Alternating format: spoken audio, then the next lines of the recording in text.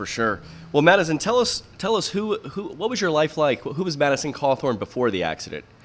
He was the happiest guy you ever met. He looks like the happiest guy I ever met right now. Well, I got a cigar in my hand. Yeah. I will not discount the fact that my life has become very difficult in wake of the accident. There's just I would say living life with a spinal cord injury is a series of probably 20,000 minor setbacks every single day. So let me rephrase this. What were you mentioned the being nominated to go to the Naval Academy, having a full ride at NC State, but yeah, what were some of your other goals? I mean, in life, what were you thinking before this changed it? So I come from a very long line of service-oriented family. You know, we were not in Tons Tavern, but my ancestors were in the Marine Corps in the 1780s.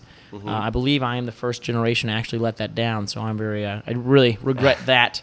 But now I found a way to serve in a different capacity. But, you know, I always wanted to be a Marine. I always wanted to follow my dad's footsteps and all my grandfathers.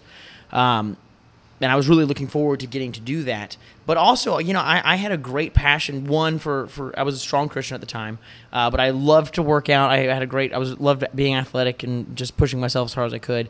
I loved hanging out with my friends.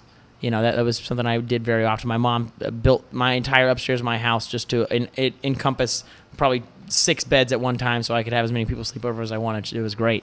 But you know what? My biggest passion, which is still today, that translates even in a wheelchair, is cooking.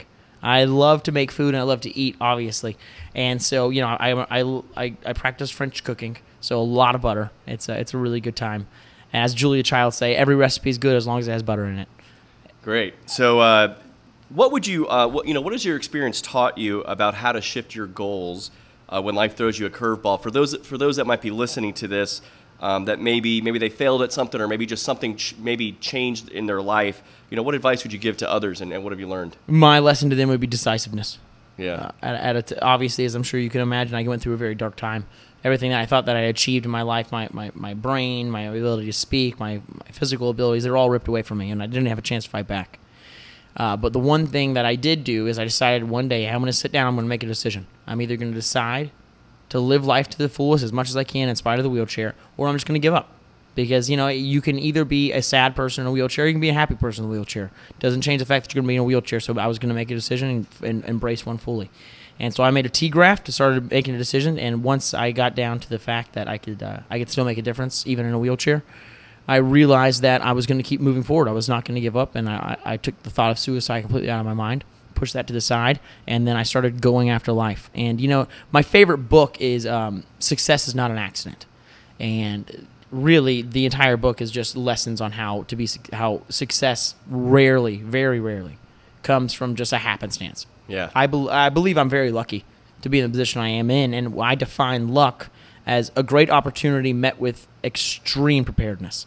And so I believe anyone who's listening to this, who's thinking about taking on a different life direction, who wants to maybe change careers, or who maybe is being forced to change careers, or maybe forced to change their life because of some traumatic injury or something traumatic that's happened in their lives, I tell you, you can still achieve great things so long as you're willing to sit down and decide, when I close my eyes, where do I see myself in 10 years?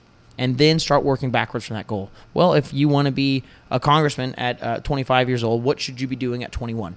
And work backwards until you get all the way down to the baby steps of what you need to do the very next day. And draft a mission statement. A mission statement that's probably 1 or 2 sentences. And so whenever you have to make a decision about what to do in life, you can compare it to your mission statement and say, which one of these decisions gets me closer to that?